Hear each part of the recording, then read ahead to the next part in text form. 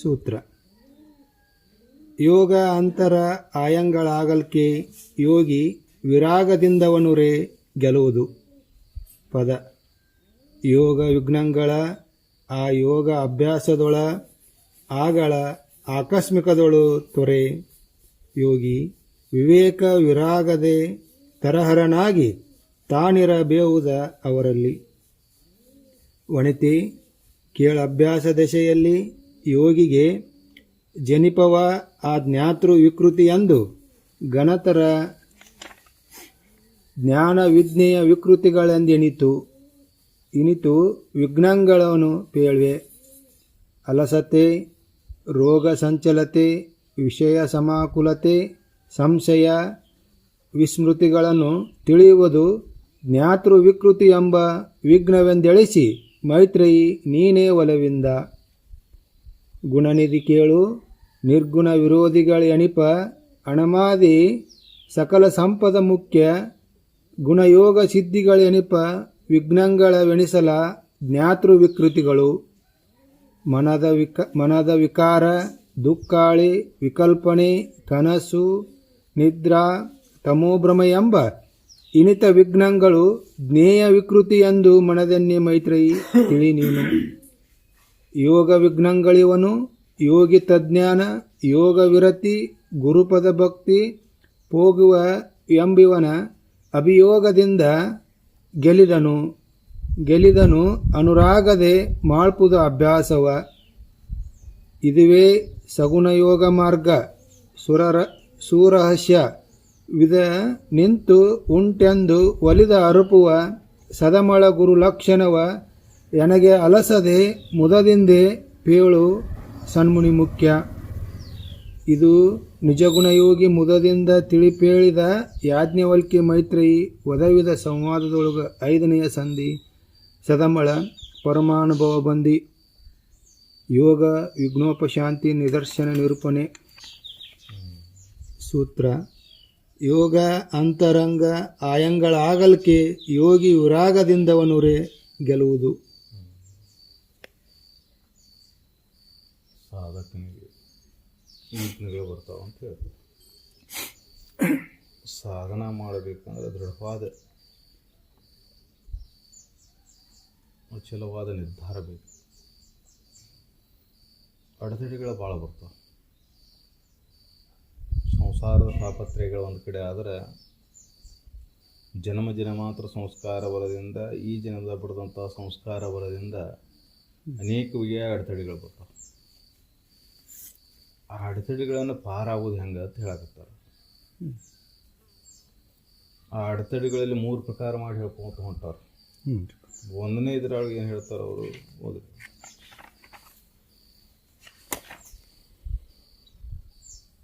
ಅಲಸತೆ, ರೋಗ ಸಂಚಲತೆ, ವಿಷಯ ಸಮಕುಲತೆ, ಸಂಶಯ, ವಿಸ್ಮೃತಿಗಳೆಂಬ.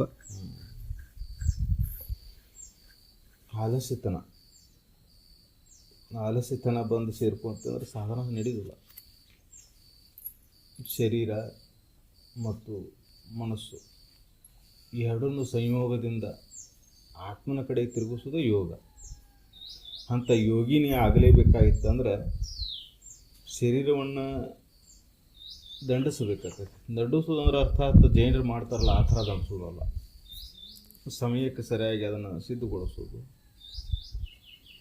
ಮತ್ತು ಆಹಾರ ವಿಹಾರಗಳಲ್ಲಿ ಸಂಯಮವನ್ನು ಕಾಯ್ಕೊಳೋದು, ಆಲಸ್ಯತನ ಬರೋದಂಗೆ ನೋಡ್ಕೊಳ್ಳುವಂಥ ಮಾರ್ಗ. ಅತಿಯಾದ ಭಕ್ಷಣೆ ಆಲಸ್ಯತನ ತಂದು ಕೊಡ್ತದೆ.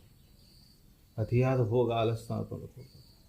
ಅದಕ್ಕೆ ಅದರಲ್ಲಿ ಸಂಯಮವನ್ನು ಕಾಕೊಂಡೆ ಅಂದ್ರೆ ಶರೀರ ತನ್ನಿತಾನ ಅದಕ್ಕೆ ಸಾಥ್ ಕೊಡ್ತದೆ. ಅದಕ್ಕೆ ಮಿತಾಹಾರ, ಹಿತಚಿಂತನೆಗಳು ಬಹಳ ಅವಶ್ಯಕ.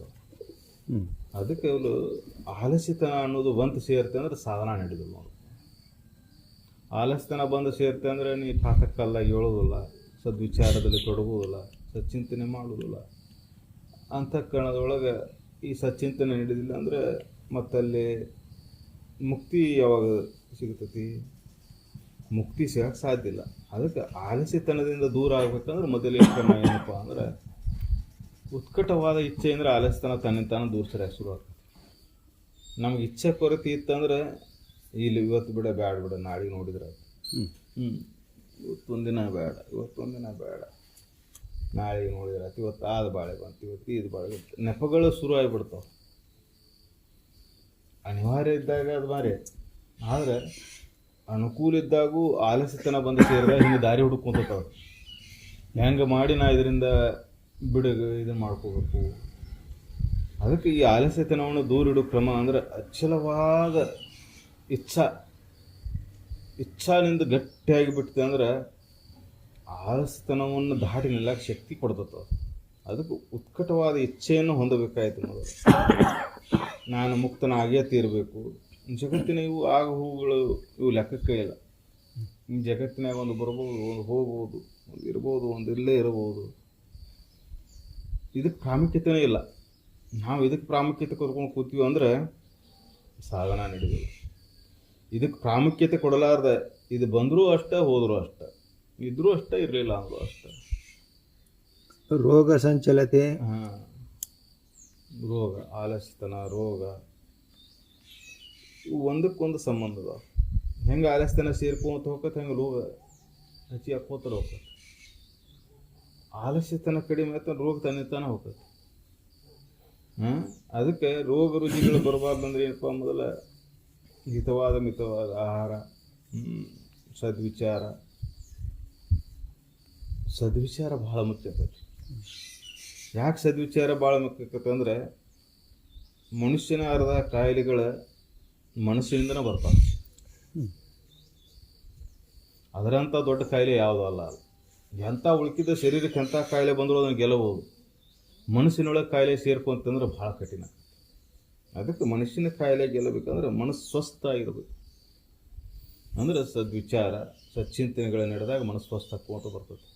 ವಿಷಯ ಸಮಾಕುಲತೆ, ವಿಷಯದಲ್ಲಿ ಆಸಕ್ತಿ, ವಿಷಯಗಳ ಭೋಗದಲ್ಲಿ ಆಸಕ್ತಿ ಬೆಳ್ಕೊಂತ ಹೋಯ್ತು ಅಂದ್ರೆ ಹಬ್ಬ ಬಂತು, ಹರಿದಿನ ಬಂತು, ಅದು ಬಂತು, ಇದು ಬಂತು, ನೆವ ಹುಡ್ಕೊಂತ ಹೋಗ್ಬಿಡ್ತಾನೆ ಮನುಷ್ಯ. ಇವತ್ತೊಂದಿನ ಬೇಡ, ಇವತ್ತು ಸಾಯಂಕಾಲ ಬೇಡ, ನಾಳೆ ಮುಂಜಾನೆ ಬೇಡ, ಹಿಂಗೆ ಇದನ್ನು ದೂರ ಇಟ್ಕೊಂತ ಹೋದ್ರೆ ಸಾಧನ ಹಿಡಿದಿಲ್ಲ. ಯಾಕೆ ತೈಲವತ್ತಾರ ಅಂತ ಹೇಳ್ಯಾರ. ಇದನ್ನು ಹೆಂಗೆ ಸಾಧನ ಮಾಡ್ಬೇಕಂದ್ರೆ ಒಂದು ತೈಲವತ್ತಾರ ಬಿಟ್ಟು ಬಿಡದ ಮಾಡಿದ್ರೆ ಸಾಧನ ಲಗನ ಸಿದ್ಧಿಸ್ತೈತಿ. ಬಿಟ್ಟು ಮಾಡಿದೆ ಅಂದರೆ ಮತ್ತೆ ಪುನಃ ಮೊದಲಿತನ ಶುರುನ ಇದೆ. ಯಾಕಂದ್ರೆ ಏನು ಬಿಟ್ಟಿರ್ತೀಯಲ್ಲ ಆ ಅವಧಿಯೊಳಗೆ ಮನಸ್ಸು ಮತ್ತೆ ಈ ಸಂಸಾರಕ್ಕೆ ಅಂಟ್ಕೊಂತ ಹೋಗ್ಬಿಡ್ತದೆ. ಮನಸ್ಸು ಮತ್ತೆ ಈ ಸಂಸಾರಕ್ಕೆ ಅಂಟ್ಕೊಂತ ಹೋಗುತ್ತೆ ಅಂದ್ರೆ ಮತ್ತೆ ಅದನ್ನು ಬಿಡಿಸ್ಬೇಕಂದ್ರೆ ಮತ್ತೆ ಪುನಃ ಪ್ರಯತ್ನ ನಡೆ. ಅದಕ್ಕೆ ಈ ಸಂಸ್ಕಾರವನ್ನು ನೀನು ಬಿಟ್ಟು ಬಿಡದ ಮಾಡ್ಕೊತ ಹೋದೆ ಅಂದ್ರೆ ಬೇಗ ಸಿದ್ಧಿಸ್ತದೆ. ಸಂಶಯ, ಸಾಧನಕ್ಕೆ ನಿಂತ ಮೇಲೆ ಇವು ಮೂರು ದಾಟಿದ ಮೇಲೆ ಸಂಶಯಗಳು ಕಾಡಕ್ಕೆ ಶುರು ಆಗ್ತಾವೆ. ಏನೈತಿ ಬಿಡ ಇದ್ರಾಗ, ಏನೈತಿ ಚಿಂತನೆ ಮಾಡಿದ್ರೆ ಏನಾಕೈತಿ, ಅದನ್ನು ಮಾಡಿದ್ರೆ ಏನಾಕೈತಿ, ಧ್ಯಾನಕ್ಕೆ ಕೂತ್ರೆ ಏನಾಗೋದೈತಿ, ಜಪ ತಪಾದಿಗಳನ್ನು ಮಾಡಿದರೆ ಏನೈತಿ, ಸೇವಾ ಸತ್ಕರ್ಮ ಮಾಡಿದರೆ ಏನೈತಿ, ಸಂಶಯಗಳ ಕಾಡಕ್ಕೆ ಶುರು ಆಗ್ತಾವೆ. ಯಾಕಂದ್ರೆ ಅಚಲವಾದ ನಂಬಿಕೆ ವಿಶ್ವಾಸ ಇರಿದಾಗ ಈ ಸಂಶಯಗಳು ಬಂದು ಸೇರ್ತಾವೆ. ಒಮ್ಮೆ ಅಚಲ ಆಯ್ತಂದ್ರೆ ಆ ಸಂಶಯಗಳು ದೂರ ಆಗ್ತಾವೆ. ಅಲ್ಲಿವರೆಗೆ ಸಂಶಯಗಳು ಕಾಡ್ತಾವೆ. ಏನು ಬಿಡ ಇದ್ರಾಗ ಏನೈತಿ, ಇಲ್ಲ ಸುಮ್ಮನೆ ಕುಂತು ಅಲ್ಲಿ ಹೋಗಿ ಮಾಡೋದು, ಭಾಳ ಚಿಂತೆ ಮಾಡಿದ್ರಾಕತ್ತಲ್ಲ, ಸಂಸಾರದಾಗ ಇನ್ನೊಟ್ಟು ದುಡಿದ್ರಾಕತ್ತಲ್ಲ, ಉಂಡು ಊಟ ಆರಾಮಿದ್ರಾಕತ್ತಲ್ಲ, ಯಾಕೆ ಇದನ್ನು ದೇಹವನ್ನು ದಂಡಿಸ್ಬೇಕು, ಯಾಕೆ ಬೆಳಗ್ಗೆ ಹೇಳ್ಬೇಕು, ಯಾಕೆ ಚಿಂತನೆ ಮಾಡಬೇಕು ಅಂತ ಹಿಂಗೆ ಒಂದಕ್ಕೊಂದು ಶುರು ಆಗಿಬಿಡ್ತಾವೆ. ಇದನ್ನು ನಾವು ಕಡಿಮೆ ಮಾಡ್ಕೋಬೇಕಾಯ್ತಾ ಸತತ ಸಚ್ಚಿಂತನೆಯನ್ನು ಮಾಡ್ಕೊತ ಹೋದಾಗ ಆಲಸ್ಯತನ ದೂರ ಆಕತಿ. ಆಲಸ್ಯತನ ದೂರ ಆದಾಗ ಅಲ್ಲಿ ಇವು ಮುಂದಿನ ಎಲ್ಲ ತನ್ನಿಂತಾನ ಸರಕು ರೋಗ ರುಜಿಗಳು ತನ್ನಿಂತಾನ ದೂರ ಆಕ್ಕಾವು. ವಿಷಯಾದಿಗಳಲ್ಲಿ ಮೋಹ, ವಿಷಯಗಳು ಭೋಗ ಮಾಡಬೇಕು ಅನ್ನೋ ಆಸಕ್ತಿ ಕಡಿಮೆ ಆಕೋತ ಬರ್ತೈತಿ. ವಿಸ್ಮೃತಿಗಳನ್ನು ತಿಳಿಯುವುದು ಜ್ಞಾತೃ ವಿಕೃತಿ ಎಂಬ ವಿಘ್ನವೆಂದೆಳಿಸಿ ಮೈತ್ರೇಯಿ ನೀನೇ ಒಲಿವಿಲ್ಲ. ಜ್ಞಾತೃ ತಿಳಿಬೇಕು ಅನ್ನೋದು ವಿಕೃತಿಗಳಿವೆಲ್ಲ. ಇವನ್ನೆಲ್ಲ ತಿಳಿಬೇಕು ಅನ್ನೋನಿಗೆ ಇವೆಲ್ಲ ವಿಕೃತಿ. ವಿಸ್ಮೃತಿಗಳೆಂಬ ಅಂದರೆ ಸ್ಮೃತಿ ಅಥವಾ ನೆನಪಿನಲ್ಲಿ ಇರ್ತಕ್ಕಂಥದ್ದು ಉಳಿದಿಲ್ಲ. ಸಂಸಾರದ ಆಲಸ್ಯತನ ಮತ್ತು ರೋಗ ರುಜಿಗಳು ಬಂದು ಸೇರಿ ವಿಷಯಾಸಕ್ತಿ ಉಂಟಾದ ಮೇಲೆ ಈ ಸತ್ಶ್ರವಣ ಮಾಡಿದರೂ ಅದು ಒಳಗೆ ಸ್ಮೃತಿ ಒಳಗೆ ಉಳಿದಿಲ್ಲ. ಅದಕ್ಕೆ ತದೇಕ ಚಿತ್ತದಿಂದ ಆಲಸ್ಯತನವನ್ನು ದೂರಿಟ್ಟು ರೋಗ ರುಜಿಗಳಿಂದ ಮುಕ್ತನಾಗಿ ವಿಷಯಾಸಕ್ತಿಗಳಿಂದ ದೂರ ಉಳಿದು ಈ ಸಚ್ಚಿಂತನೆಯನ್ನು ಮಾಡಿದ್ದಾದ್ರೆ ಅದು ಸ್ಮೃತಿ ಒಳಗೆ ಉಳಿತೈತಿ. ಅದು ಪುನಃ ಪುನಃ ಮನನ ಮಾಡಕ್ಕೆ ಹಸ್ತತಿ. ಶರೀರ ರೋಗಕ್ಕೆ ತುತ್ತಾಗಿ ಇಂದ್ರಿಯಗಳ ಶೀತಲ ಆದ ಮೇಲೆ ಶ್ರವಣ ಮಾಡಿದ್ರು ಆ ಬಾಧೆ ಒಳಗೆ ಇದನ್ನು ನೆನೆಯೋಕ್ಕಾಗೋದಿಲ್ಲ. ಇದನ್ನು ಮೊದಲ ಸಂಸ್ಕಾರ ಬಿದ್ದಿತ್ತ ತಾನೇ ಅದು ನೆನಪಿನಾಗ ಉಳಿತೈತಿ. ಶರೀರ ಶೀತಲ ಆದ ಮೇಲೆ ಈ ರೋಗ ರುಜಿಗಳ ಬಾಧೆಗೆ ಒಳಗಾದಾಗ ಈ ಸತ್ಶ್ರವಣ ಮಾಡಿದ್ರು ಅದನ್ನು ಹಿಡ್ಕೊಳ್ಳೋಂಥ ಸಾಮರ್ಥ್ಯ ಒಳಗೋಗಿರುವುದು. ಅದಕ್ಕೆ ಇದನ್ನು ಗಟ್ಟಿದ್ದಾಗ, ಶರೀರ ಗಟ್ಟಿದ್ದಾಗ ಇದನ್ನು ಆಲಸ್ಯತನವನ್ನು ಬಿಟ್ಟು ಇದನ್ನು ಮಾಡಬೇಕಾಯ್ತು. ಗುಣನಿಧಿ ಕೇಳು ನಿರ್ಗುಣ ವಿರೋಧಿಗಳೆಣಿಪ ಅಣಿಮಾದಿ ಸಕಲ ಸಂಪದ ಮುಖ್ಯ. ಮತ್ತು ಮುಂದಿನ ಹಂತಕ್ಕೆ ಸಾಧನಕ್ಕೆ ಹೋದ್ಮೇಲೆ ಏನು ಅಡ್ಡಿ ಬರ್ತಾವ ಅಂತ ಹೇಳ್ತಾರೆ. ನಿರಾಕರಣ ನಿರ್ಗುಣನಾದಂಥ ಸದಾನಂದ ಸ್ವರೂಪವನ್ನು ಅನುಭವ ಮಾಡಬೇಕಾಯ್ತು ಅಂದ್ರೆ ಅನಿವಾರ್ಯ ಅಷ್ಟು ಸಿದ್ಧಿಗಳ ಅಡ್ಡ ಬಂದು ನಿಲ್ತಾವೆ. ಯಾವಾಗ ಮತಿ ಸೂಕ್ಷ್ಮ ಕೋತ ಹೋಗತಿ, ಸೂಕ್ಷ್ಮವಾದಂಥ ಚಿಂತನೆಗಳು ಶುರು ಆಕ್ಕವ ಒಳಗಂತಃಕರಣದೊಳಗೆ. ಅವಾಗ ಸೂಕ್ಷ್ಮವಾದಂಥ ಅನುಭವ ಶುರು ಆಗ್ತದೆ. ಜಡ ಶರೀರ ಭಾವ ಇದ್ದಾಗ ಜಡದಷ್ಟು ಅನುಭವ ಇರ್ತದೆ. ನೀನು ಸೂಕ್ಷ್ಮಾತಿ ಸೂಕ್ಷ್ಮ ಹಾಕ್ಕೊಂತ ಹೋದಾಗ ಆ ಸೂಕ್ಷ್ಮದ ಅನುಭವ ಶುರು ಆಗ್ತದೆ. ಅವಾಗ ಅನಿವಾರ್ಯ ಅಷ್ಟು ಸಿದ್ಧಿಗಳು ವಶ ಆಗಕ್ಕೆ ಶುರು ಆಗ್ತವೆ. ಅದಕ್ಕೆ ನೀನು ಮಹತ್ವ ಕೊಟ್ಕೊಂಡು ಹೋಗ್ಕೊಂತೆ ಅಂದ್ರೆ ಅವ ಬಂಧನಕ್ಕೆ ಕಾರಣ ಆಕ್ಕಾವ, ಅವ ದುಃಖಕ್ಕೆ ಕಾರಣ ಆಕ್ಕಾವ. ಯಾಕೆ ದುಃಖಕ್ಕೆ ಬಂಧನಕ್ಕೆ ಕಾರಣ ಆಕ್ಕಾವ ಅಂದ್ರೆ ಆ ಸಿದ್ಧಿಗಳ ವಶದಿಂದ ನಿನ್ನಲ್ಲಿ ಉಂಟಾದಂಥ ಅಹಂಕಾರ ನಿನ್ನ ಮೂಲ ಚಿಂತನೆಯನ್ನು ಮರೆಸ್ತದೆ. ಬರೀ ಅದರ ಚಿಂತನೆ ಶುರು ಆಕೈತಿ. ಇನ್ನೊಂದಿಷ್ಟು ಸಿದ್ಧಿ ಆದ್ರೆ ಚಲೋ ಆಗ್ತಿತ್ತು, ವಶ ಆಗಿ ಚಲೋ ಆಗ್ತಿತ್ತು. ಮತ್ತು ಈ ಸಿದ್ಧಿ ವಶಕ್ಕಾಗಿ ಜಪ ತಪಕ್ಕೆ ಮಾಡಕ್ಕೆ ನಿಲ್ತಾನೆ. ವ್ರತಗಳ ಆಚರಣೆ ಜಪ ತಪಾದಿಗಳನ್ನು ಮಾಡ್ಕೋತ ಸಿದ್ಧಿ ವಶಕ್ಕೆ ನಿಲ್ತಾನೆ. ಈ ಸಿದ್ಧಿ ಏನು ಮಹತ್ವ ಐತಿ, ಸಿದ್ಧಿಲಿದ್ದ ಏನಾಗೋದೈತಿ ಅನ್ನುವಂಥ ಚಿಂತನೆ ನಡೆದ್ರು ಇವನು ಅಂತಕ್ಕಂಥದ್ದು. ಯಾಕೆ ಚಿಂತನೆ ನಡೆದಿಲ್ಲ ಅಂದ್ರೆ ಇಲ್ಲಿ ಮೋಹಕ್ಕೆ ಬಿದ್ದು ಬಿಟ್ಟ. ನನಗೆ ಈ ಸಿದ್ಧಿಗಳಿಂದ ಹೆಸರು ಕೀರ್ತಿ ಜಗತ್ತಿನಲ್ಲಿ ಹೌದೌದು ಅಂತಾರೆ, ಸನ್ಮಾದ ವಿರುದ್ಧ ಭಾವನೆಗಳು ಸಿಗ್ತಾವೆ ಅನ್ನೋದಕ್ಕೆ ಈ ಸಿದ್ಧಿಗಾಗಿ ವಶಕ್ಕಾಗಿ ಬೆನ್ನು ಹತ್ತಿ ಬಿಡ್ತಾನೆ. ಮೂಲವಾದ ತತ್ವ ಚಿಂತೆಯನ್ನು ಮರೆತು ಬಿಡ್ತಾನೆ. ಇವು ಬಂಧನಕ್ಕೆ ಕಾರಣ. ಇವು ಅಡೆತಡೆಗಳನ್ನ ಅದಕ್ಕೆ ಇದನ್ನೂ ದೂರ ಇಡ ಅಂತ ಹೇಳ್ತಾರೆ. ಗುಣಯೋಗ ಸಿದ್ಧಿಗಳೆಣಿಪ ವಿಘ್ನಗಳೆಣಿಸಲ ಜ್ಞಾನ ವಿಕೃತಿಗಳು. ಈತ ಗುಣಗಳು ಬಂದು ಸೇರ್ಕೊಂಡು ಅಂದ್ರೆ ಇವ ಜ್ಞಾನಕ್ಕೆ ವಿಘ್ನಗಳಾಗಿಬಿಡ್ತಾವೆ. ಜ್ಞಾನವನ್ನು ದೂರಿಟ್ಟು ಬಿಡ್ತಾವೆ. ತಿಳ್ಕೋಬೇಕನ್ನು ಈ ಜ್ಞಾನವನ್ನು ಸಚ್ಚಿಂತನೆಯನ್ನು ಮಾಡಿ ಮುಕ್ತನಾಗಬೇಕು ಅನ್ನುವಂಥ ಸಚ್ಚಿಂತನೆಯಲ್ಲಿ ಮುಳುಗಿಸೋದಿಲ್ಲ ಅವು.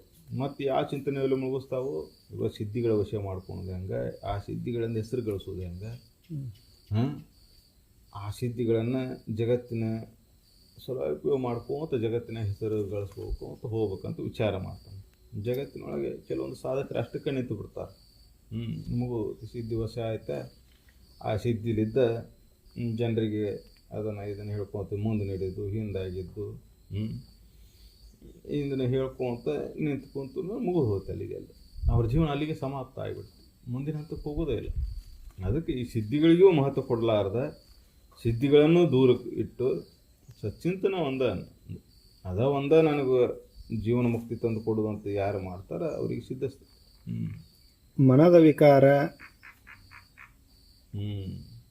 ಮುಂದೆ ಮನಸ್ಸಿನಲ್ಲಿ ವಿಕಾರಗಳು ಬರೋಕ್ಕೆ ಶುರು ಆಗ್ತಾವೆ. ಯಾವುವು ಈ ಸಿದ್ಧಿ ಅನುವಾದಿಸಿ ಅಷ್ಟು ಸಿದ್ಧಿಗಳಿಂದ ದೋಷೆಯಿಂದ ಅಹಂಕಾರ ಮಮಕಾರಗಳು ಸೇರ್ಕೊಂತ ಹೋಗ್ತಾವೆ.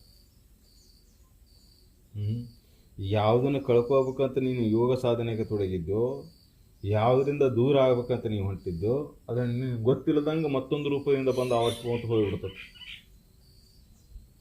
ಅದ ಬಂಧನಕ್ಕೆ ಕಾರಣಕತೆ. ನಿನ್ನ ಮೂಲ ಉದ್ದೇಶ ಏನಾಗಿತ್ತು, ಅತ್ಯಂತ ದುಃಖದಿಂದ ಬಿಡುಗಡೆಯಾಗಿ ಆನಂದಮಯವಾಗಿ ಉಳಿಬೇಕಾಗಿತ್ತು. ಅದಕ್ಕೆ ಈ ಸಿದ್ಧಿಗಳ ಸಹಕಾರಿ ಆಗುವುದಿಲ್ಲ. ಸಿದ್ಧಿಗಳನ್ನು ಅದಕ್ಕೆ ಮಹತ್ವ ಕೊಟ್ಕೊತ ಹೋದೆ ಅಂದರೆ ಅವು ಮತ್ತಟ ನಿನ್ನ ದಾರಿಯನ್ನು ತಪ್ಪಿಸಿ ಅವು ನಿನ್ನನ್ನು ಮತ್ತೆ ದುಃಖಿಯನ್ನಾಗೆ ಮಾಡ್ತಾವೆ.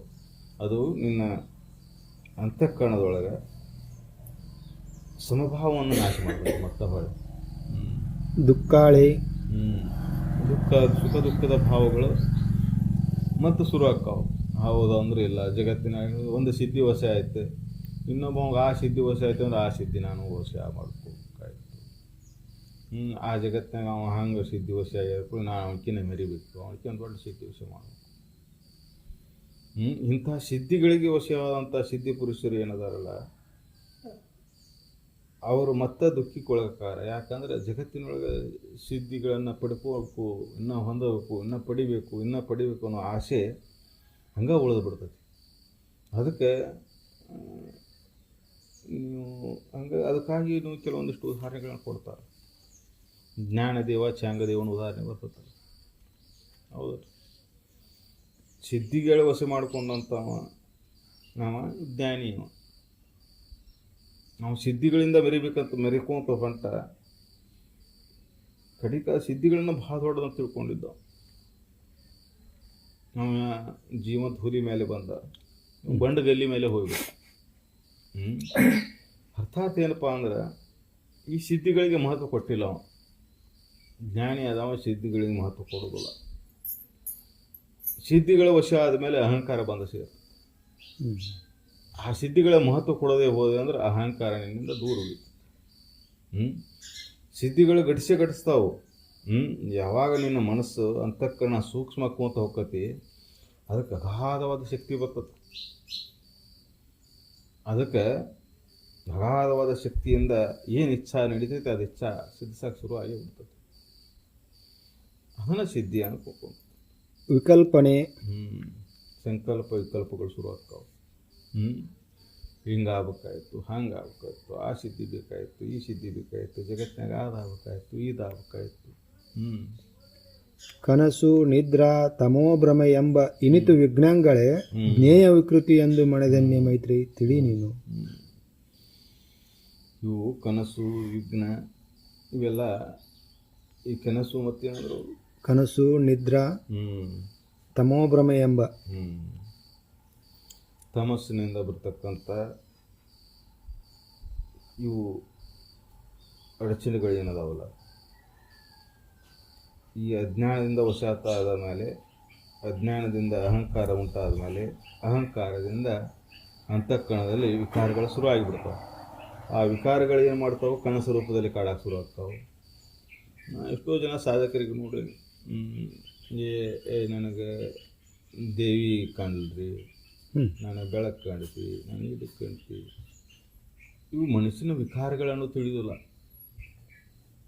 ಇವು ಅಂತಃಕರಣದಲ್ಲಿ ನಿನ್ನ ಇಚ್ಛಾ ಏನೈತಿ, ನೀನು ಅದು ನಿನಗೆ ತೋರಿದಂಗೆ ಅನ್ನಿಸ್ತೈತಿ. ನೀನು ದೇವಿ ಸಾಕ್ಷಾತ್ಕಾರ ಮಾಡ್ಕೋಬೇಕಂತ ಕುಂತಿ, ದೇವಿ ತೋರಿದಂಗೆ ಅನ್ನಿಸ್ತೈತಿ. ಆಕಾರ ರೂಪಗಳೆಲ್ಲ ನಿನ್ನ ಅಂತಃಕರಣದಿಂದ ಇದ್ದಂಥ ವಿಕಾರದಿಂದನೂ ತೋರಿದಂಥವು. ವಿಕಾರದಿಂದ ತೋರಿದಂಥವು ನಿನ್ನ ಸತ್ಯ ಅಂತ ಭಾಸಕತ್ತೆ. ಆದರೆ ನೋಡಿದಾಗ, ನಿಜವಾಗಿ ನೋಡಿದಾಗ ನಿನ್ನ ಅಂತಃಕರಣದ ವಿಕಾರಗಳವೆಲ್ಲ. ಅದಕ್ಕೆ ಅಜ್ಜವರು, ಶಿವಾನಂದ ಅಜ್ಜವರಿಗೆ ಮೊದಲ ಬ್ರಹ್ಮ ಪಿಶಾಚಿ ದರ್ಶನ ಆಯಿತು. ಇದು ನನ್ನೊಳಗೆ ತೋರಿದ್ದಂತ ತರದ್ರು. ಆಮೇಲೆ ವಸ್ತ್ರಧಾರಿಗಳು ಕಂಡ್ರು, ನೀವು ನನ್ನೊಳಗೆ ತೋರಿದಂಥವು. ಅಂದರೆ ಇವು ಎಲ್ಲ ಅಂತಃಕರಣದಲ್ಲಿ ವಿಕಾರದಿಂದ ತೋರತಕ್ಕಂಥ ಮಾಯ ರೂಪದಂತೆ ತೋರಿದಂಥ ಸೂಕ್ಷ್ಮ ಜಗತ್ತೇನೈತಲ್ಲ, ಅದು ನನ್ನೊಳಗೆ ತೋರಿದಂಥದ್ದು ಅಂತ ಸತ್ಯವನ್ನು ತಿಳಿದ್ರೆ ಅಂತಃಕರಣ ವಿಕಾರ ಆಗುವುದಿಲ್ಲ. ಇಲ್ಲ ಅಂದರೆ ಅಂತಃಕರಣ ವಿಕಾರ ಆಗಿ ಅಲ್ಲೇ ದುಃಖ, ಭಯ, ಸಂತೋಷ, ಆನಂದ ಇವೆರಡಕ್ಕೂ ಕಾರಣಕ್ಕತಿ. ಅನುಕೂಲ ಆದರೆ ಹಿಂಗೆ ಅನಿಸ್ತತಿ, ಪ್ರತಿಕೂಲ ಆದರೆ ಹಂಗೆ ಅನಿಸ್ತತಿ. ಅದಕ್ಕೆ ಮತ್ತೆ ಇದು ವಿಕಾರಕ್ಕೆ ಕಾರಣಕ್ಕತಿ. ಅದಕ್ಕೆ ನಾನು ತಿಳಿತೇನೆ, ನಾನು ತಿಳಿದೇನೆ ಅಂತ ಹೊಂಟ ಜ್ಞೇಯ, ಅಲ್ಲಿ ಇದು ತೊಂದರೆ ಮಾಡಿಕೊಡ್ತತಿ. ಅದಕ್ಕೆ ನೀನು ತಿಳಿದವನು ಅಲ್ಲ, ತಿಳಿಯೋವನು ಅಲ್ಲ, ತಿಳಿದಕ್ಕೂ ಸಾಕ್ಷಿ ಇರೋವನ ನಾನಂತ ತಿಳಿದ ಮೇಲೆ ಇದು ದೋಷ ಹೋಗ್ತದೆ. ಯೋಗ ವಿಘ್ನಗಳಿವನು ಯೋಗಿ ತಜ್ಞಾನ, ಯೋಗಿ ವಿರತಿ, ಗುರುಪದ ಭಕ್ತಿ. ಇವನ್ ಹೆಂಗೆ ಕಳ್ಕೊಳೋದು? ಯೋಗಕ್ಕೆ ಸಾಧನೆಗೆ ಬರ್ತಕ್ಕಂಥ ಅಡಚಣೆಗಳನ್ನು ಹೆಂಗೆ ಕಳ್ಕೊಳೋದು? ಯೋಗ ವಿಘ್ನಗಳು ಯೋಗ ವಿಘ್ನಗಳನ್ನು ಹೆಂಗೆ ಕಳ್ಕೊಳೋದು? ಮುಂದೆ ಹೇಳ್ತಾರೆ ನೋಡ್ರಿ. ಯೋಗ ತಜ್ಞಾನ, ಯೋಗದ ಜ್ಞಾನ ಅಂದರೆ ತನ್ನ ನಿಜ ಸ್ವರೂಪದ ಜ್ಞಾನ ಕುರಿತು ಚಿಂತನೆಯಿಂದ. ಯೋಗ ವಿರತಿ, ಯೋಗದಿಂದ ಹುಟ್ಟತಕ್ಕಂಥ ಜಗತ್ತಿನೊಳಗೆ ವಿರತಿ ಏನು ಪಡಿಬೇಕು ಹೊಂದಬೇಕು ಅನ್ನೋ ಅಚ್ಚ ಏನೈತಲ್ಲ ಅದನ್ನು ಜ್ಞಾನದಿಂದ ನಾಶ ಮಾಡ್ಕೊಂತ ಹೋಗುದು. ಗುರುಪದ ಭಕ್ತಿ, ಗುರುವಿನಲ್ಲಿ ಅನನ್ಯವಾದ ಭಕ್ತಿ ಭಾವದಿಂದ, ಶ್ರದ್ಧಾದಿಂದ, ಅಚಲವಾದ ನಂಬಿಕೆಯಿಂದ ಮುಕ್ತನಾಗಬೇಕು ಅನ್ನೋ ಇಚ್ಛೆಯಿಂದ ಯಾರು ಮಾಡ್ತಾರ ಅವ್ರಿಗೆ ಸಿದ್ಧಿಸ್ತದೆ. ಭೋಗವೆಂಬಿವ ಅಭಿಯೋಗದಿಂದ ವಿದಿತ ನಿಂತು ಉಂಟೆಂದು ಒಲಿದ ಅರುಪುವ ಸದಮಳ ಗುರು ಲಕ್ಷಣವನು ನನಗೆ ಅಲಸದೆ ಮುದದಿಂದ ಪೇಳು ಸನ್ಮುನಿ ಮುಖ್ಯ. ಮುಂದೆ ಪ್ರಶ್ನೆ ಇಡ್ತಾರ ಮತ್ತು ಮೈತ್ರಾದೇವಿ, ಇವು ದೋಷಗಳಾದವು, ಇವು ಸಾಧನೆಗೆ ಅಡಚಣೆಗಳಾದವು, ಮತ್ತು ಇವನು ಕಳ್ಕೋಬೇಕಂದ್ರೆ ಇದು ಉಪಾಯ ಅಂತ ಹೇಳಿದ್ರಿ. ಇದನ್ನು ಕಳ್ಕೋಬೇಕಂತ ಉಪಾಯ ಹೇಳಿದ್ರಲ್ಲ ಅಂತ ತಿಳಿಸ್ಕೊಡ್ತಕ್ಕಂಥ ಗುರುವಿನ ಲಕ್ಷಣಗಳನ್ನು ನಾನು ತಿಳಿಸ್ಕೊಡ್ರಿ ಅಂತ ಪ್ರಶ್ನೆ ಮಾಡ್ತಾರೆ. ಅರ್ಥಾತ್ ಏನಪ್ಪ ಅಂದ್ರೆ, ಇಚ್ಛಾ ನಿಮಗೆ ಗಟ್ಟಿ ಆಯ್ತಂದ್ರೆ, ಹೊಂದಬೇಕು ಅನ್ನೋ ಇಚ್ಛಾ ಗಟ್ಟಿ ಆಯ್ತು ಅಂದರೆ ಸದ್ಗುರುನ ಹುಡ್ಕಕ್ಕೆ ಶುರು ಮಾಡ್ತೈತಿ, ಸತ್ಯದ ಚಿಂತನೆಗೆ ಶುರು ಮಾಡ್ತೈತಿ. ಅದು ಸತತ ಚಿಂತನೆ ಮಾಡಿದಾಗ ಅಂಥ ಸಂಘ ಸಿಗ್ತದೆ. ನಮಗೆ ಒಲವೇ ಇರಲಿಲ್ಲ ಅಂದ್ರೆ ಅಂಥ ಸಂಘ ಎಲ್ಲಿದೆ ಸಿಗೋದು ಕೇಳಿ. ನಾವು ವಿಷಯಗಳ ಚಿಂತನೆಗೆ ಮುಗಿದ್ದಾದರೆ ಅಂಥ ಸಂಘವನ್ನು ಹುಡ್ಕೊಂಡು ಹೋಗಿಬಿಡ್ತೈತಿ. ಎಲ್ಲಿ ಅಂತಾರೆ ಕೂಡ್ತಾರೆ, ಎಲ್ಲಿ ಅಂತಾರೆ ನಿಂದಿರ್ತಾರೆ, ಎಲ್ಲಿ ಅಂತಾರೆ ಇರ್ತಾರೆ, ಅಲ್ಲಿ ಹೋಗಿ ಅದ ಸಂಘದ ಬೆರೆಯಕ್ಕೆ ಶುರು ಮಾಡ್ತಾರೆ. ಈ ವಿಷಯಾದಿಗಳ ಜಗತ್ತಿನ ಮೋಹವನ್ನು ಬಿಟ್ಟು, ಜಗತ್ತಿನ ಸಂಘವನ್ನು ಬಿಟ್ಟು ನಾನು ಮುಕ್ತನಾಗಬೇಕಂತ ಯಾರು ಇಚ್ಛಾಪಟ್ಟಿರ್ತಾರೆ ಅವರು ಸದ್ಗುರುವನ್ನು ಹುಡುಕ್ತಾರೆ. ಅದಕ್ಕಿಲ್ಲಿ ಮೈತ್ರಾದೇವಿ ಕೇಳಕತ್ತ ಪ್ರಶ್ನೆ ಅದನ್ನು. ಈಗೆಲ್ಲ ಹೇಳಿದ್ರಿ, 3 ಇವು ದೋಷಗಳು ಹುಡ್ತಾವು, ಈ ದೋಷಗಳಿಂದ ಮುಕ್ತರಿಗೆ ಅಡಚಣೆ ಆಗ್ತಾವೆ ಅಂತ ಹೇಳಿದ್ರಿ, ಮತ್ತು ಈ ದೋಷಗಳನ್ನು ಕಳ್ಕೊಳೋದು ಹೆಂಗೆ ಅಂತ ಹೇಳಿದ್ರಿ. ಅದಕ್ಕೆ ಇದನ್ನು ತಿಳಿಸ್ಕೊಡುವಂಥ ಗುರುವಿನ ಲಕ್ಷಣಗಳನ್ನ ಹೇಳ್ಕೊಡ್ರಿ ಅಂತ ಕೇಳ್ತಾರೆ. ಅರ್ಥಾತ್ ಏನಪ್ಪ ಅಂದ್ರೆ, ಯಾರಿಗೆ ಇಚ್ಛಾ ಇರ್ತೈತಿ ಅದ ಮಾರ್ಗ ನಡ್ಕೊಂತ ಹೋದ್ರೆ ಮುಕ್ತರಾಗಿರ್ತಿರ್ತಾರೆ. ಇಚ್ಛಾದ ಕೊರತೆ ಇತ್ತಂದ್ರೆ ಸದ್ಗುರುನ ಸಂಘ ಸಿಗೋದು ದುರ್ಲಭ. ಸದ್ಗುರುನ ಸಂಘ ಸಿಕ್ಕರೂ ಸುದಕ್ಕೆ ಅದನ್ನು ತಿಳ್ಕೊಳೋದು ಭಾಳ ದುರ್ಲಭ ಆಗಿಬಿಡ್ತದೆ. ಅದಕ್ಕೆ ಈ ಜಗತ್ತಿನೊಳಗೆ ಯಾವುದಕ್ಕೂ ಮಹತ್ವ ಕೊಡಲಾರದ ಮುಖ್ಯ ಗುರಿ ಒಂದೇ ಏನಪ್ಪ ಅಂದ್ರೆ ಜೀವನ ಮುಕ್ತನಾಗು. ಅದನ್ನು ಬಿಟ್ಟು ಬೇರೆ ಎಲ್ಲ ವ್ಯರ್ಥನ. ಜಗತ್ತಿನಾಗ ಏನಾರ ಪಡಿ ನಾವು ಎಲ್ಲ ವ್ಯರ್ಥನ ಅಂತ ತಿಳಿದೆ ಅಂದ್ರೆ ಇವೆಲ್ಲ ಶೂನ್ಯ ಆಗಿಬಿಡ್ತಾವೆ. ಇದು ಮೋಹವನ್ನು ಕಳೆದು ವಿರತಿಯನ್ನು ಸಾಸಕ್ಕೆ ಇದೋ ಒಂದು ಮಾರ್ಗ. ಎಲ್ಲ ಸಂಸಾರದೊಳಗಿದ್ದು ಇದ್ರ ಮಾಯಿ ಒಳಗೆ ಬೀಳಲಾರ್ದಂಗೆ, ಇದ್ರ ಬಲಿ ಒಳಗೆ ಬೀಳಲಾರ್ದಂಗೆ ನೀನು ಸಾಧನ ಮಾಡಬೇಕಾಯ್ತಂದ್ರೆ ಈ ಚಿಂತನೆಯಲ್ಲಿ ಮುಳುಗು. ಈ ಸಂಸಾರದೊಳಗೆ ಏನು ಪಡಿಬೇಕನ್ನೋ ಆ ಇಚ್ಛಾ ಏನೈತಲ್ಲ, ಹೊಂದಬೇಕನ್ನೋ ಇಚ್ಛಾ ಏನೈತಲ್ಲ, ಅದು ಅಳಿಬೇಕಂದ್ರೆ ಈ ಚಿಂತನೆಯಲ್ಲಿ ಮುಳುಗು. ಯಾಕಂದರೆ ಈ ಸಂಸಾರದೊಳಗಿದ್ದಾಗ ಈ ಇಚ್ಛಾಗಳು ಉದಯ ಆಗತ್ತಿರ್ತಾವೆ ನಾನು, ಮತ್ತು ಈ ಇಚ್ಛೆಗಳು, ಬಯಕೆಗಳು, ಆಸೆಗಳು ಅನ್ನೋದು ಮುಗಿದೇ ಇಲ್ಲ. ಮತ್ತೆ ಪುನಃ ಪ್ರಯತ್ನ ಮಾಡೋಕ್ಕಿಸ್ತಾವೆ. ಪುನಃ ಗೆಲುವು ಸೋಲು ಪಡಿಬೇಕನ್ನೋ ಇಚ್ಛಾ ಇದರ ಸಂಘದೊಳಗೆ ನೀವು ಹೋಗಿಬಿಟ್ಟೆ ಅಂದ್ರೆ ಜೀವನ ವ್ಯರ್ಥ ಆಗಿ ಹೋಗಿರುತ್ತೆ. ಅದಕ್ಕೆ ಈ ಜಗತ್ತಿನೊಳಗೆ ನಾನು ಏನು ಪಡೆದ್ರೂ ಅದರಿಂದ ಸುಖಿ ಆಗಕ್ಕೆ ಸಾಧ್ಯ ಇಲ್ಲ ಅನ್ನುವಂಥ ಸತ್ಯವನ್ನು ಪುನಃ ನೆನಪು ಮಾಡ್ಕೊ. ಏನನ್ನಾದರೂ ಪಡಿ ಜಗತ್ತಿನೊಳಗೆ, ಎಂಥ ಪದವಿಯನ್ನಾದರೂ ಪಡಿ, ಎಂಥ ಸಿರಿ ಸಂಪತ್ತನ್ನಾದರೂ ಪಡಿ, ಇಂಥ ಆಯುಷ್ಯ ಆರೋಗ್ಯವನ್ನಾದರೂ ಪಡಿ, ಯಾವುದರಿಂದಲೂ ಸುಖಿ ಆಗಕ್ಕೆ ಸಾಧ್ಯ ಇಲ್ಲ. ಸುಖಿನ ಆಗಬೇಕಾಗಿತ್ತಂದ್ರೆ ಒಳಗಿನ ಇಚ್ಛಾ, ಆಸೆ, ಬಯಕೆ ಅದು ನಾಶ ಆಗಬೇಕು. ಯಾವಾಗ ಆ ಇಚ್ಛಾ, ಬಯಕೆ, ಆಸೆಗಳು ನಾಶ ಆಗ್ತಾವೋ ಆವಾಗ ಸುಖಿ ಆಗ್ತಾ ಇರುತ್ತೆ. ಯಾಕೆ ಸುಖಿ ಆಕ್ಕಿಯಪ್ಪ ಆವಾಗ ಅಂದ್ರೆ ಈ ಆಸೆ, ಬಯಕೆ, ಇಚ್ಛೆಗಳನ್ನ ಈ ಎಲ್ಲ ದುಃಖಕ್ಕೆ ಕಾರಣ ಆಗೈತಿ. ನೀನು ಸುಖಿನ ಇದ್ರೂ ಸದ್ಯಕ್ಕೆ ಈ ಆಸೆ, ಬಯಕೆ, ಇಚ್ಛೆಗಳಿಂದ ಮನಸ್ಸು ಮತ್ತೆ ಹೊರಗೆ ಹರಿದು ಹೋಗಿ ಮತ್ತೆ ಅದು ಅನುಕೂಲ ಪ್ರತಿಕೂಲವನ್ನು ಅದನ್ನು ಆಧರಿಸಿ ಸುಖಿ ದುಃಖಿ ಅಂತ ಅನಿಸ್ಕೊಂತ ಹೋಗ್ತತಿ. ಅದಕ್ಕೆ ನೀ ಏನು ಮಾಡು, ಮೂಲ ಇದನ್ನ ಒಂದು ಗಟ್ಟಿ ಮಾಡ್ಕೊ. ಏನು ಜಗತ್ತಿನೊಳಗೆ ನಾ ಪಡಿಬೇಕು ಅನ್ನೋದು ಏನು ಉಳಿದಿಲ್ಲ, ಏನಿಲ್ಲ. ಯಾಕಂದರೆ ಈ ಜಗತ್ತಿನೊಳಗೆ ಸುಖಿ ಆಗಬೇಕಂದ್ರೆ ಯಾವ ವಸ್ತುಗಳಿಂದನೂ ಸುಖಿ ಆಗಕ್ಕೆ ಸಾಧ್ಯ ಇಲ್ಲ, ಯಾವುದರಿಂದನೂ ಸುಖಿ ಆಗಕ್ಕೆ ಸಾಧ್ಯ ಇಲ್ಲ. ಯಾಕಂದರೆ ಈ ಜಗತ್ತು ವಿಷಮ ಐತಿ. ಅದಕ್ಕೆ ಈ ಜಗತ್ತಿನೊಳಗೆ ನಾ ಹೊಂದಬೇಕಾಗಿದ್ದು ಮುಖ್ಯ ಒಂದೇ ಏನಪ್ಪ ಅಂದ್ರೆ ಸದ್ಗುರುವಿನ ಸಂಘ, ಸದೇಚ್ಛೆ, ಸಚ್ಚಿಂತನೆ. ಇದನ್ನು ನಾವು ಮಾಡ್ಕೊತ ಹೋಗಿದ್ದಾದ್ರೆ ಅಂತಃಕರಣ ಶಾಂತ ಆಗೈತಿ ಇರ್ತದೆ. ಅದು ಶಾಂತವಾದ ಅಂತಃಕರಣದೊಳಗೆ ಆನಂದ ಲಭಿಸೈತಿ ಇರ್ತದೆ. ಆನಂದದ ಕೊರತೆ ಇಲ್ಲ. ಅಜ್ಞಾನದಿಂದ ಹಿಂಗಾಗೈತಿ. ಆನಂದ ಸದಾ ತುಂಬಿ ತುಳುಕ್ತೈತಿ ನಿನ್ನೊಳಗೆ.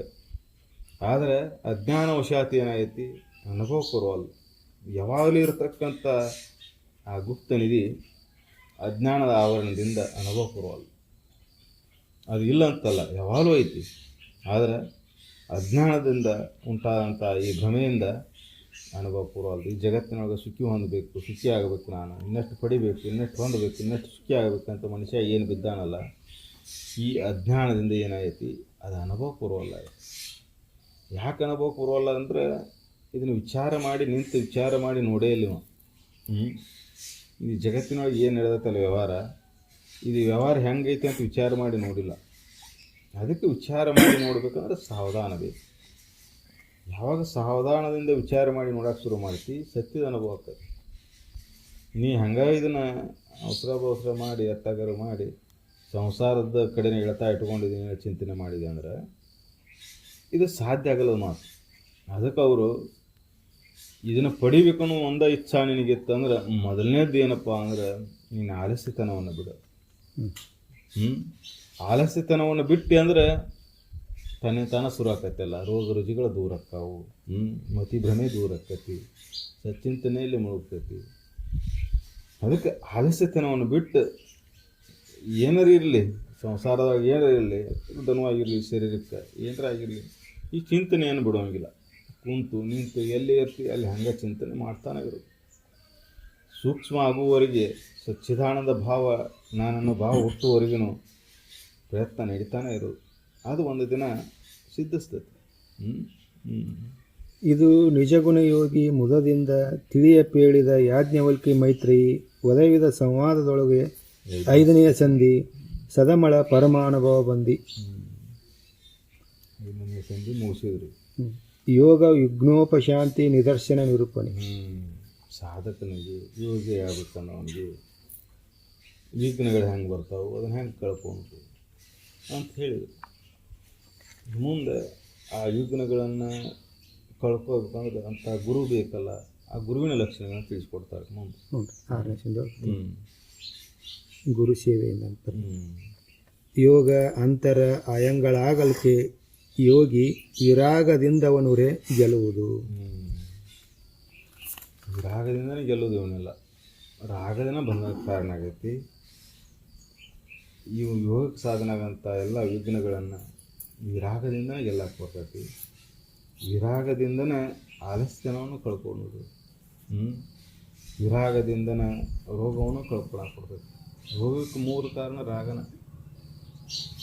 ಆಹಾರದಲ್ಲಿ, ವಿಷಯಾದಿಗಳಲ್ಲಿ ಏನು ಅತಿಯಾದ ಆಸಕ್ತಿ ಬೆಳ್ಕೊಂತ ಹೋಗ್ತದೆ ಅಂದ್ರೆ, ಭೋಗಿಸಬೇಕು ಅನ್ನೋ ಇಚ್ಛಾ ಹುಟ್ಕೊಂತ ಹೋಗ್ತದೆ ಅಂದ್ರೆ ಅದು ಕಾರಣ ಆಗ್ತದೆ.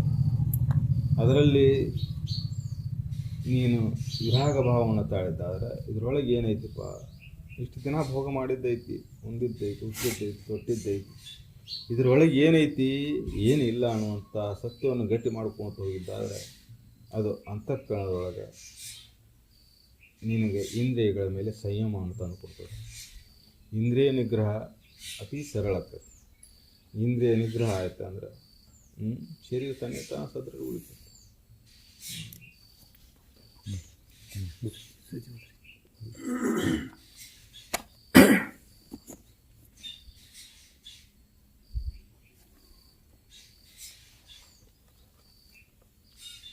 ಮಹಾನಿದ್ರಾ ಸಪ್ತಾಹ ಪ್ರವಚನಗಳು. ಸಮಾಧಿಯಲ್ಲಿ, ನಿದ್ರೆಯಲ್ಲಿ, ಮೂರ್ಛೆಯಲ್ಲಿ ನಾಮ ರೂಪ ಕ್ರಿಯೆ ತಾಳ ತಪ್ಪಡಿ ಯಾವುದೂ ಇರುವುದಿಲ್ಲ. ಜ್ಞಾನೇಂದ್ರಿಯ ಮತ್ತು ಕರ್ಮೇಂದ್ರಿಯ ಮುಖಾಂತರ ಯಾವ ಕ್ರಿಯೆಯೂ ನಡೆಯುವುದಿಲ್ಲ. ಅದರಂತೆ ಮಹಾನಿದ್ರೆಯಲ್ಲಿ ಯಾವುದೇ ಕ್ರಿಯೆಯೂ ನಡೆಯುವುದಿಲ್ಲ. ಅದೇ ರೀತಿಯಾಗಿ ಶ್ರೀ ನಿಜಗುಣರು ಅಂದಂತೆ ಪಡೆಯುವುದಾಗದು ನಿಜ ಸುಖವ ತಾನು ಎಡೆಬಿಡದಾರಯ್ಯನ ಅರಿಯದಾತನಿಗೆ ಹೊರಗೊಂದು ರೂಪವ ನಿರೀಕ್ಷಿಸದೆ, ಬೇರಾವ ತೆರದ ಲಕ್ಷ್ಯವನ್ನೊಳಗೆ ಅರಿದು ಭಾವಿಸದೆ, ಮರೆದ ಎಚ್ಚರವ ಅಚ್ಚಳಿಯದೆ, ವಾಸನೆ ಉರಿಸದೆ, ಏಕಾಗ್ರತೆ ಕರಿಗೊಂಡಂಗಲ್ಲದೆ ಹೊರಗೊಂದು ರೂಪವನ್ನು ನೋಡದೆ ಒಳಗೆ ಅಂತರಂಗದಲ್ಲಿ ಬಹಿರಂಗದನ್ನು ಇಟ್ಟುಕೊಂಡು ವಿಚಾರ ಮಾಡದೆ ನಿಜವಾದ ಎಚ್ಚರವನ್ನು ಮರೆಯದೆ ಅದನ್ನು ಅಚ್ಚಳಿಯದೆ ಏಕಾಗ್ರತೆಯನ್ನು ಕರಗೊಂಡವನಿಗೆ ಮಾತ್ರ ನಿಜ ಸುಖವನ್ನು ಪಡೆಯುವುದಾಗುತ್ತದೆ. ಈ ಸ್ಥಿತಿಯನ್ನು ಪಡೆದಾಗ ಮಹಾನಿದ್ರಾ ಸ್ಥಿತಿಯಾಗುತ್ತದೆ. ಇದಕ್ಕೆ ಗೂಢಾಕೇಶ ಸ್ಥಿತಿ ಎನ್ನುತ್ತಾರೆ. ಎಲ್ಲ ಪ್ರಕಾರದ ದುಃಖ ದುಮ್ಮಾನಗಳು ಬಿಡುಗಡೆಯಾದರೆ ಆನಂದವಿರುತ್ತದೆ. ಲೌಕಿಕ ಉಪಾಯಗಳಿಂದ ಎಲ್ಲ ಪ್ರಕಾರದ ದುಃಖ ದುಮ್ಮಾನಗಳು ಬಿಡುಗಡೆಯಾಗುವುದಿಲ್ಲ. ಆಗುತ್ತಿದ್ದರೆ ಎಲ್ಲರೂ ಆ ದುಃಖ ದುಮ್ಮಾನಗಳನ್ನು ಕಳೆದುಕೊಳ್ಳುತ್ತಿದ್ದರು. ಯಾರು ಈ ಲೌಕಿಕ ಉಪಾಯಗಳಿಂದ ದುಃಖ ದುಮ್ಮಾನಗಳನ್ನು ಕಳೆದುಕೊಂಡಿಲ್ಲ. ಕಳೆದುಕೊಂಡದ್ದನ್ನು ಇಲ್ಲಿವರೆಗೆ ನಾವು ಕಂಡೇ ಇಲ್ಲ ಮತ್ತು ಕೇಳಿಯೂ ಇಲ್ಲ. ಈ ಮಹಾನಿದ್ರಾ ಸ್ಥಿತಿಯಲ್ಲಿ ಸಂಸಾರವು ತನಗಿಲ್ಲ ಎನ್ನುವುದು ಅನುಭವವು ಶಿಲಾಶಾಸನವಾಗುತ್ತದೆ. ಏಕೆಂದರೆ ತನ್ನಲ್ಲಿ ಸಂಸಾರವೆನ್ನುವುದು ಎಳ್ಳೆಣಿತೂ ಇಲ್ಲ. ಇದು ಎಲ್ಲವೂ ಮನಸ್ಸಿನ ಕಲ್ಪನೆ. ಮನಸ್ಸು ತಾನೇ ಏನೇನು ಕಲ್ಪಿಸಿ ಏನೇನು ಆಗಿ ತಾನೇ ಬಳಲುತ್ತದೆ, ತಾನೇ ಹಿಗ್ಗುತ್ತದೆ, ತಾನೇ ಕುಗ್ಗುತ್ತದೆ. ಮನಸ್ಸು ತಾನೇ ಅಡಗಿದಾಗ ಆನಂದದ ಸ್ಥಿತಿಯಿರುತ್ತದೆ. ತಾನೇ ತನ್ನಳು ತನ್ನ ನಿಜವನ್ನು ನೋಡಲು ಪರಮಾನಂದಮಯ ಚಿದಖಂಡ ರೂಪಹನು. ತನ್ನ ನಿಜವು ಅಂದರೆ ಅಹಂಕಾರವಲ್ಲ. ಅಹಂಕಾರಾದಿಗಳನ್ನು ಮೀರಿದ ಆ ಲಕ್ಷ್ಯದಲ್ಲಿ, ಅಂದರೆ ತನ್ನ ನಿಜ ಸ್ವರೂಪವಾದ ಸಚ್ಚಿದಾನಂದದಲ್ಲಿ ಲಕ್ಷ್ಯವನ್ನು ಪೂರೈಸಿಕೆ. ಅದು ಪರಮಾನಂದ ರೂಪಿ ಇರುತ್ತದೆ. ಈ ನೋಡುವಿಕೆಯ ಭಾವವು ಅಳಿದು ಹೋಗಿ ಇರುವಿಕೆಯು ಮಾತ್ರ ಉಳಿಯುತ್ತದೆ. ಅಲ್ಲಿ ತನಗೆ ಬೇಕಾದ ಕಾಯಂ ಸುಖವೇ ಉಳಿಯುತ್ತದೆ. ಅದು ಹೊರಗೊಂದು ರೂಪವನ್ನು ನೋಡುವುದಲ್ಲ, ಒಳಗೆ ಅಂತರಂಗದಲ್ಲಿ ಬಹಿರಂಗದನ್ನು ಇಟ್ಟುಕೊಂಡು ವಿಚಾರ ಮಾಡುವುದಲ್ಲ. ಇದೇ ಮಹಾನಿದ್ರಾ ಸ್ಥಿತಿಯು ಇರುತ್ತದೆ. ಎಡಬಿಡದೆ ತನ್ನ ನಿಜವನ್ನು ತಾನು ಪರಿಶೀಲಿಸಿಕೆ ಆದಿ ಋಷಿಗಳು ಎಷ್ಟು ಪ್ರಯತ್ನಪಟ್ಟು ತಿಳಿಸಿಕೊಟ್ಟಿದ್ದಾರೆ, ಎಷ್ಟು ಆಳವಾಗಿ ವಿಚಾರ ಮಾಡಿದ್ದಾರೆ. ಅದರಂತೆ ಇಂದಿನ ಋಷಿಗಳಾದರೂ ಎಷ್ಟು ಆಳವಾಗಿ ವಿಚಾರ ಮಾಡಿದ್ದಾರೆ ಮತ್ತು ಮಾಡುತ್ತಿದ್ದಾರೆ. ಅದರಂತೆ ನಾವು ನಮ್ಮ ನಿಜ ಸ್ವರೂಪದ ಬಗ್ಗೆ ಆಳವಾಗಿ ವಿಚಾರ ಮಾಡಿ ಅನುಭವವನ್ನು ಪಡೆಯಬೇಕಾಗಿದೆ. ಈ ಪ್ರಕಾರ ನಾವು ವಿಚಾರ ಮಾಡಿಕೊಳ್ಳಲಿಕ್ಕೆ ಹತ್ತಿದಾಗ ಮೊದಲಿನ ಸಂಸಾರ ತಾಪಾದಿಗಳು ಇಲ್ಲವೆಂಬುದು ಸೂಕ್ಷ್ಮಾತಿ ಸೂಕ್ಷ್ಮವಾದಂಥ ಕುಶಾಗ್ರ ಬುದ್ಧಿಗೆ ಅನುಭವಕ್ಕೆ ಬರುತ್ತದೆ. ಘೋರ ಬಹುಮಾಲೆಗಳಕ್ಕೆ ಇದು ಯಾರಿಂದ ತೊಳಗುವುದೆಂದು ಚಾರು ಗುರುಪದವಿಡಿದು ಪರಿಶುದ್ಧ ಅಂತರಂಗದಿಂದ ತಿಳಿದುಕೊಂಡಿದ್ದಾದರೆ ಸಂಸಾರ ಸಾಗರದ ದುಃಖ ದುಮ್ಮಾನಗಳು ಹಿಂದೆ ಮುಂದೆ ಎಂದೆಂದಿಗೂ ಇಲ್ಲವೆಂಬುದು ಅನುಭವಕ್ಕೆ ಖಾತ್ರಿಯಾಗುತ್ತದೆ. ಈ ಸ್ಥಿತಿಗೆ ಮಹಾನಿದ್ರಾ ಎನ್ನುತ್ತಾರೆ. ಇಲ್ಲಿ ಅಲ್ಲಾ, ಪೀರ, ಕ್ರಿಸ್ತ, ಜೀನ, ಬುದ್ಧ, ಶಂಕರ ಮೊದಲಾದ ಮೂರ್ತಿಗಳ ಯಾವುದೇ ಕಲ್ಪನೆಯೂ ಇರುವುದಿಲ್ಲ. ಇಂಥ ಸ್ಥಿತಿಯಲ್ಲಿ ನಾಮ ರೂಪ ಕ್ರಿಯೆ ಯಾವುವೂ ಇಲ್ಲವೇ ಇಲ್ಲ. ಏಕಂ ಸತ್ ವಿಪ್ರಾಹ ಬಹುಧಾವದಂತಿ. ಒಂದೇ ಸದ್ರೂಪ ಇರುವನ್ನು ಬಲ್ಲವರು ಅನೇಕ ಹೆಸರುಗಳಿಂದ ಕರೆಯುತ್ತಾರೆ. ಹೆಸರು ಅನೇಕ ಇದ್ದರೂ ಇರುವ ಒಂದೇ ಇರುತ್ತದೆ. ದೇವನೊಬ್ಬ, ನಾಮ ಹಲವು. ಏನೆಂದು ಪೇಳುವೆನು ಪರಮಾನಂದವೆನಗಾದ ಹದ ನಾನಿನ್ನು. ಯಥೋ ವಾಚೋ ನಿರ್ವಂತತೆ ಅಪ್ರಾಪ್ಯ ಮನಸಾ ಸಹ. ಅದು ವಾಣಿ ಮತ್ತು ಮನಸ್ಸಿಗೆ ನಿಲುಕುವುದಲ್ಲ. ಜ್ಞಾನಂ ತೇಹಂ ಸವಿಜ್ಞಾನಮಿದಂ ವಕ್ಷ್ಯಾಮ್ಯ ಶೇಷತಃ. ಯಜ್ಞಾತ್ವಾ ನೇಹ ಭೂಯೋನ್ಯಹದ ಜ್ಞಾನವ್ಯಮ ವಶಿಷ್ಠತೆ. ಯಾವುದನ್ನು ತಿಳಿದುಕೊಂಡ ಮೇಲೆ ಪುನಃ ತಿಳಿಯಬೇಕಾದದ್ದು ಇರುವುದಿಲ್ಲವೋ ಅಂಥ ವಿಜ್ಞಾನ ಸಹಿತವಾದ, ಅಂದರೆ ಸ್ವಾನುಭವದಿಂದ ಕೂಡಿದ ಜ್ಞಾನ ಸಹಿತವಾದ ಈ ಜ್ಞಾನವನ್ನು ನಿನಗೆ ನಾನು ನಿಶ್ಶೇಷವಾಗಿ ಹೇಳುತ್ತೇನೆ ಎಂದು ಶ್ರೀಕೃಷ್ಣನು ಅರ್ಜುನನಿಗೆ ಹೇಳಿದನು. ಅಲ್ಲಿ ತಿಳಿದುಕೊಳ್ಳಬೇಕೆನ್ನುವುದೇ ತಿಳಿದುಕೊಳ್ಳುತ್ತದೆ. ತಿಳುವಳಿಕೆಯು ಲಯವಾಗುತ್ತದೆ. ಆದ್ದರಿಂದ ತಿಳಿದುಕೊಳ್ಳಬೇಕೆನ್ನುವುದು ಉಳಿಯುವುದಿಲ್ಲ.